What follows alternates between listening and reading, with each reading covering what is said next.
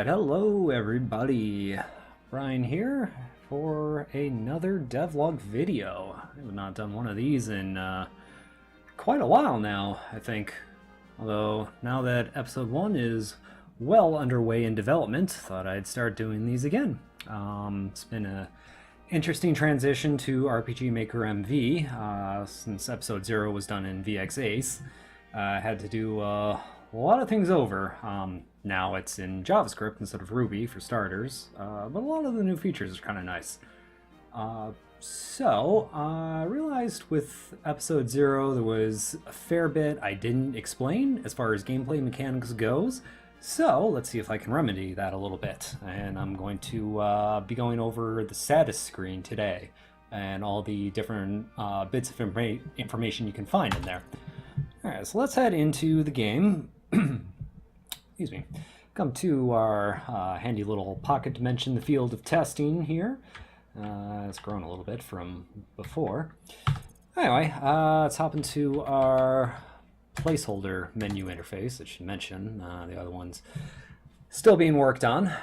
So in the status window, we've got 5 different options here to give us a few different windows of information here.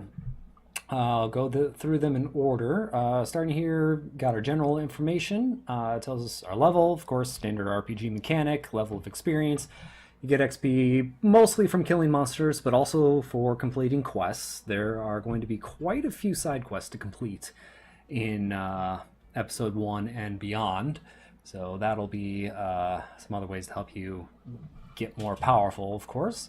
Max hit points, of course, measure of your life force, run to 0, you die, everybody in the party gets to 0, then game over, you died, get good. SP skill points, of course, what you use to perform your very special abilities, whether it's magic or physical attacks, or Alex's leadership abilities in some cases. Let's see here, so over here we've got, tells you experience, how much you've got right now, and then how much you need to get to the next level, and then total for next level, adding these two numbers combined. I don't see much of a need for this one, but I'm not sure offhand right now how to get rid of it, so I'm not going to worry about it too much. So each character has 6 basic parameters that determine a lot of your abilities over the course of the game. Attack is pretty straightforward. Your physical attack. This applies to any basic attacks you perform against an enemy with the standard attack function. It also applies to physical attack skills, such as Conrad's tactics skill tree or Ali's assassination stuff. Defense, pretty much the same thing. On the flip side, it's your defense against physical attacks. Obviously reducing any damage you take from enemy physical abilities. Spirit is your magical attack value. So any magical attacks you have, like pretty much anything Lucy uses, the higher your spirit, the more damage you'll do with those. Sorry, bear with me, I'm looking something up over here real quick.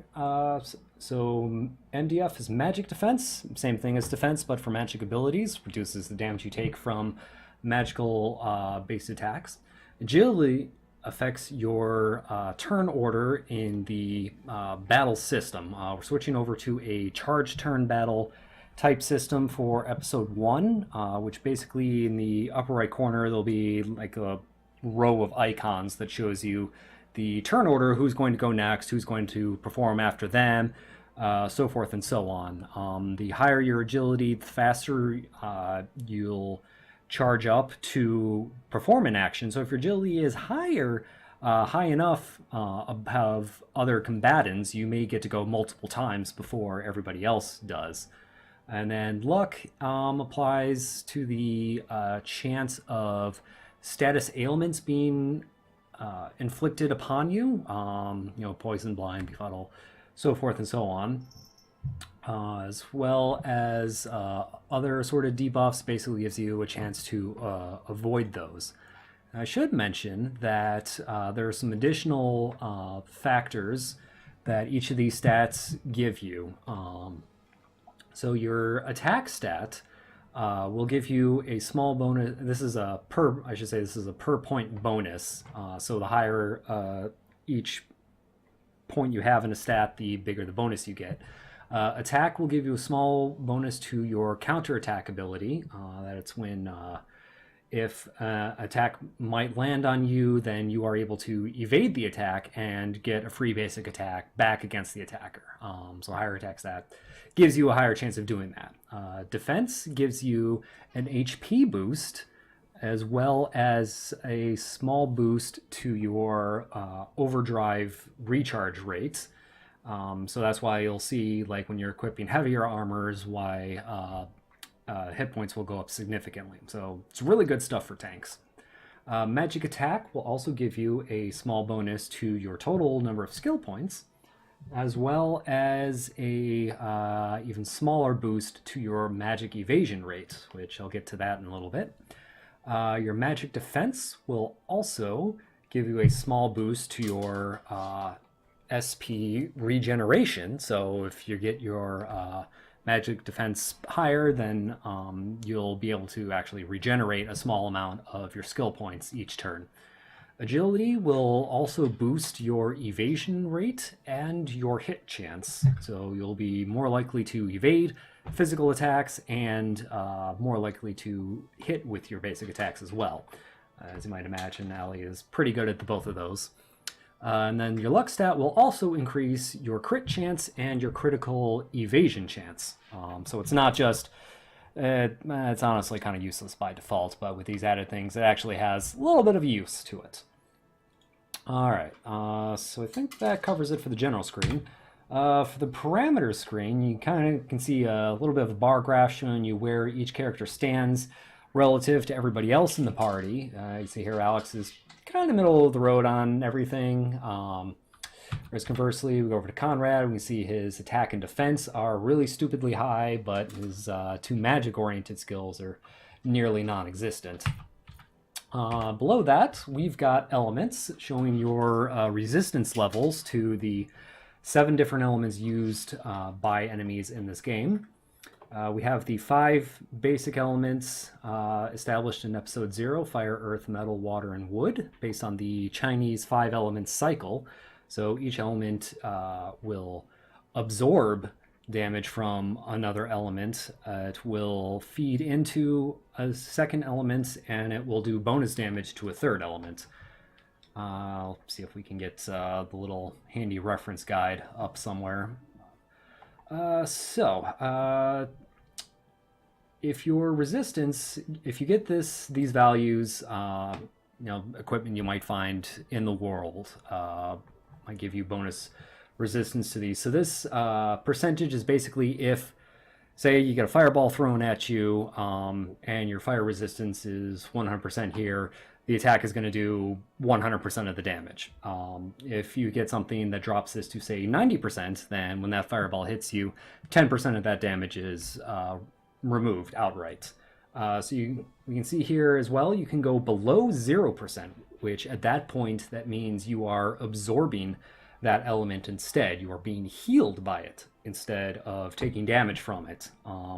Almost every monster in the game belongs to one of the 5 elements. There's a few that don't, but the majority of them will belong to this one of the 5 elements. So it'll be a good idea to figure out who's got what, so you're not accidentally healing them in the middle of battle.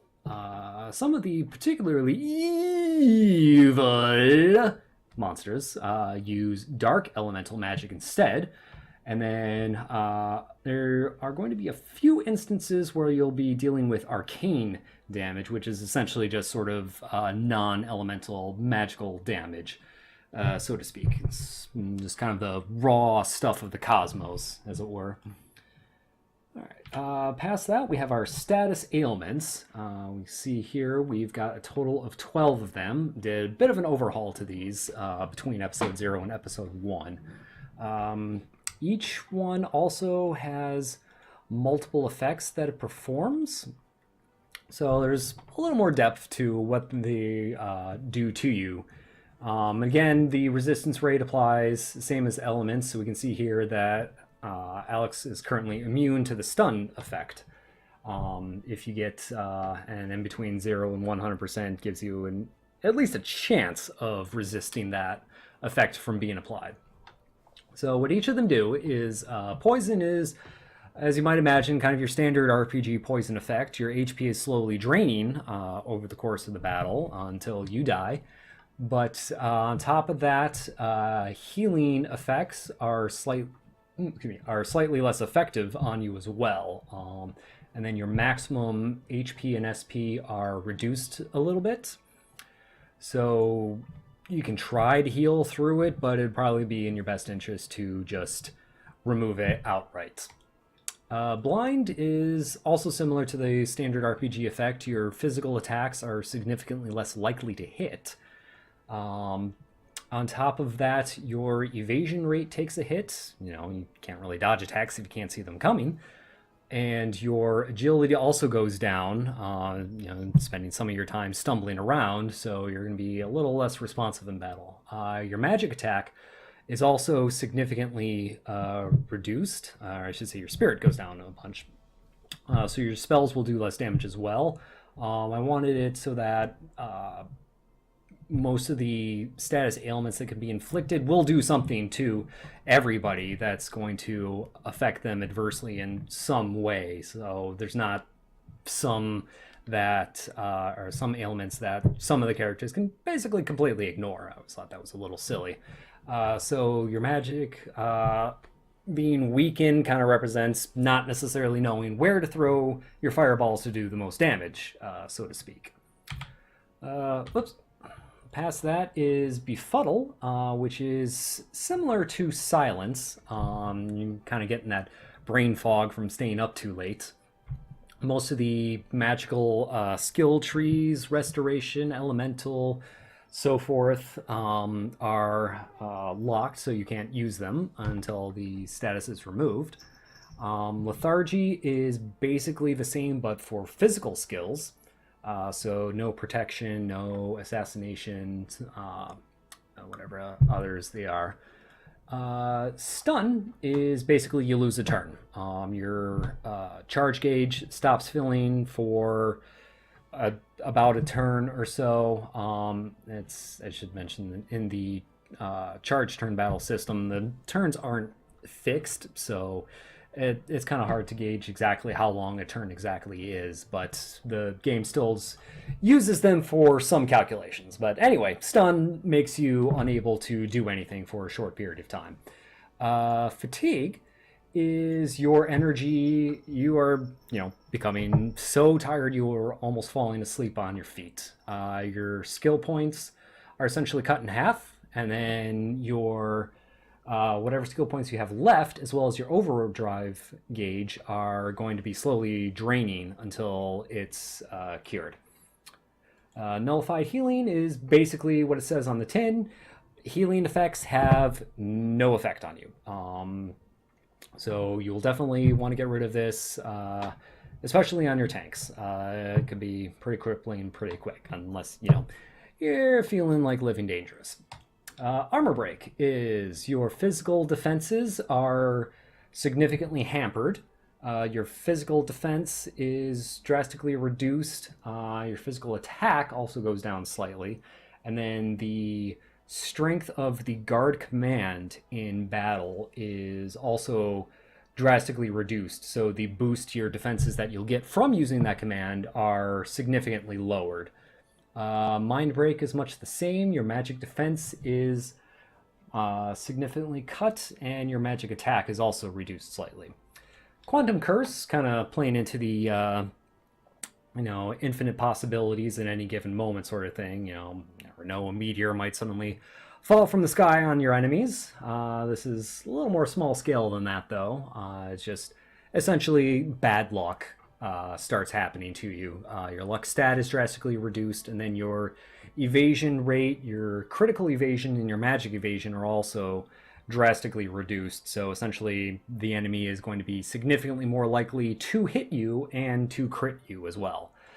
Temporal slow is you are moving through time more slowly. Although I suppose from the victim's perspective, everything else is just moving super crazy fast. But anyway, your agility takes a pretty significant hit along with your attack speed, so you'll be performing actions far more slowly, of course. Your hit rate also goes down pretty significantly, of course. Everything around you, from your perspective, is moving a lot faster, so it's a lot harder to hit. And then it's also a lot harder to dodge those attacks, so your evasion rate also goes down. And your counterattack ability is completely nullified at that point. And Pathogen, finally, is sort of a general malaise that you get afflicted with. All your stats are reduced by 10%, and then your hit points and skill points will be slowly draining. It's not nearly as bad as poison, but there's going to be a bit of a drain. Your overdrive gauge, though, will actually be charging slightly while it's happening. I guess sort of your adrenaline gets pumping while the body's fighting the infection or something like that. All right. Finally, we have the attributes page, and this is where we get a whole bunch of different numbers to fiddle with if we want. So starting with XP rate, this is basically the rate at which you gain experience from killing monsters and completing quests. So if you get this above 100%, you'll essentially be getting bonus experience for doing things. You'll level up a good bit faster. That could be useful.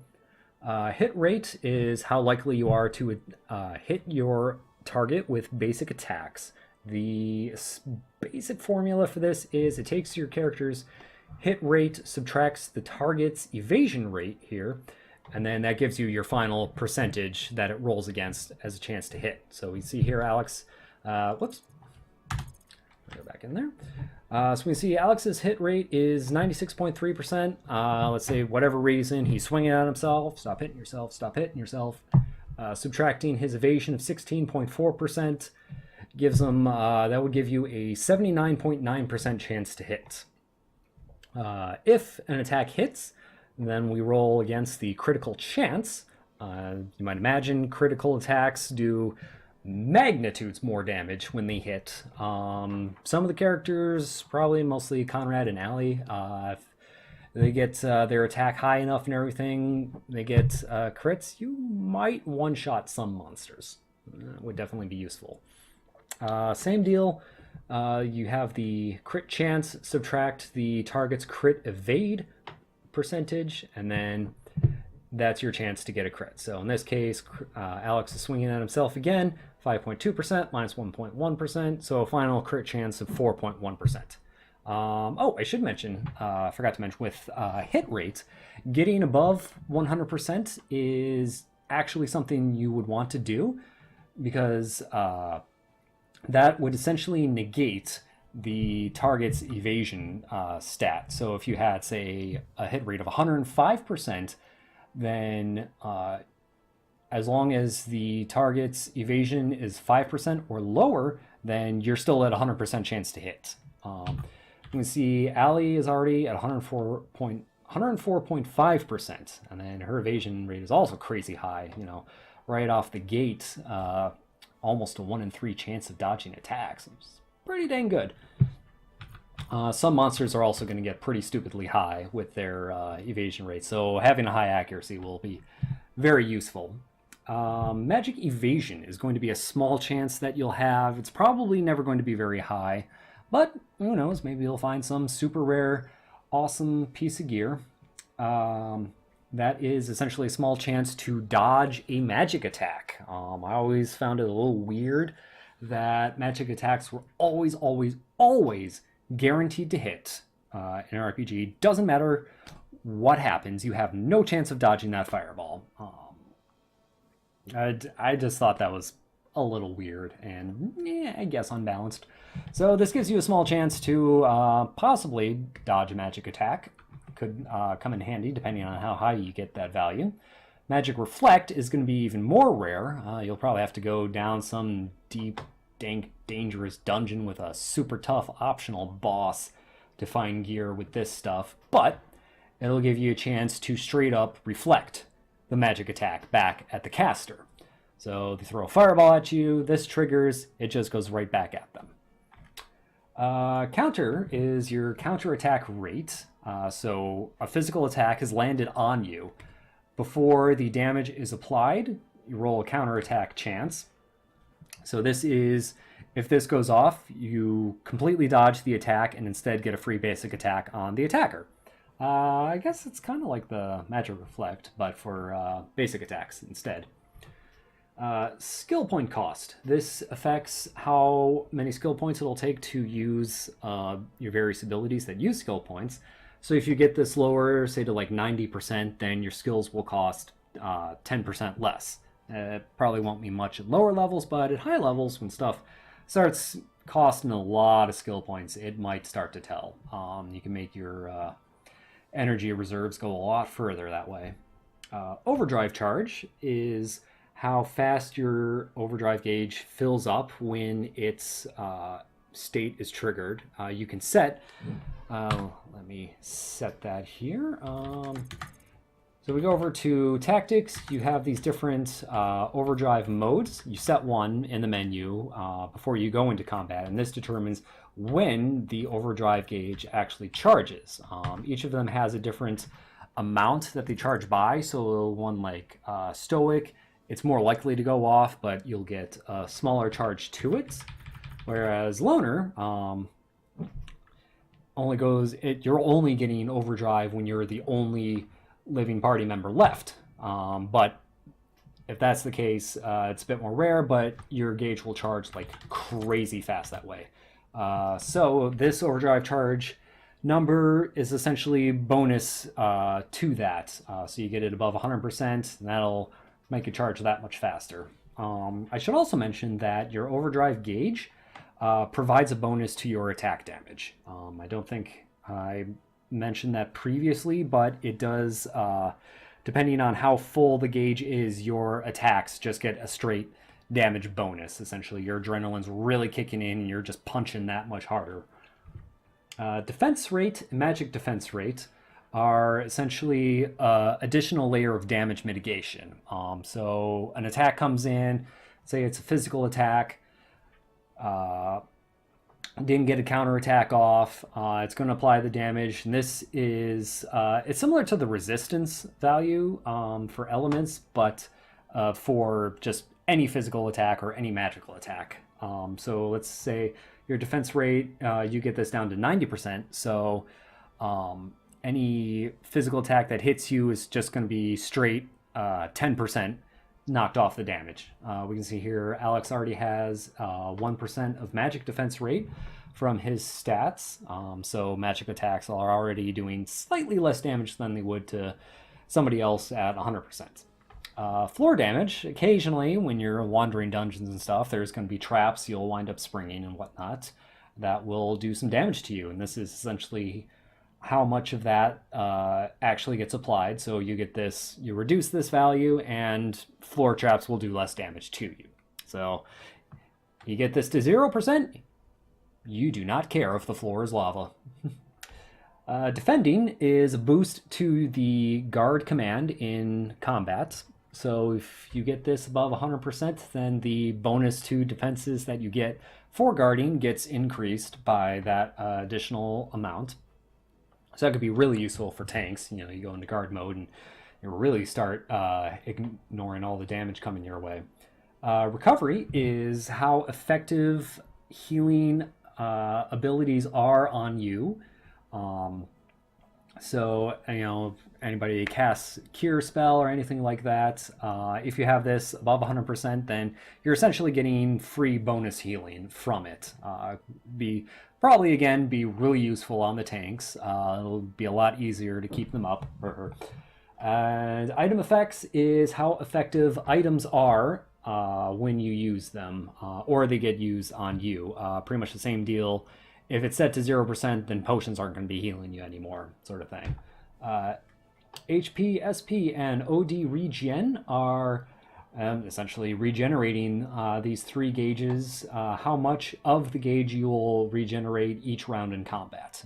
Since it's charge turn-based with a tick-based regen system, it's not really going to be a sporadic big number that pops up every once in a while. It's going to be a bunch of little numbers that keep popping up throughout the combat. It's kinda almost real time. Not quite, I guess semi-real time-ish.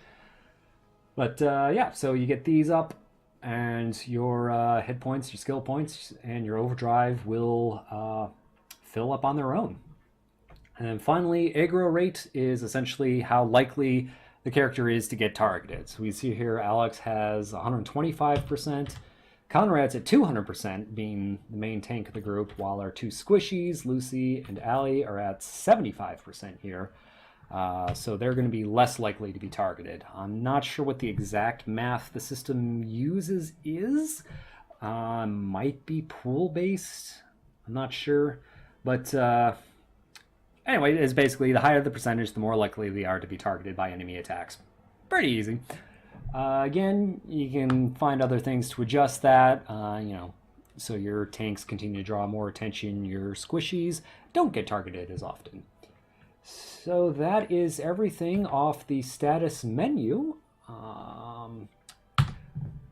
In future videos, I'll see if I can cover some of the other options here, some of the other windows you can access, and give some more thorough explanations on how to play and understand everything that's going on while you're playing, and hopefully we'll all have a good time doing so. Thanks for sticking around and watching this. I'll see you next time. Ave Templari.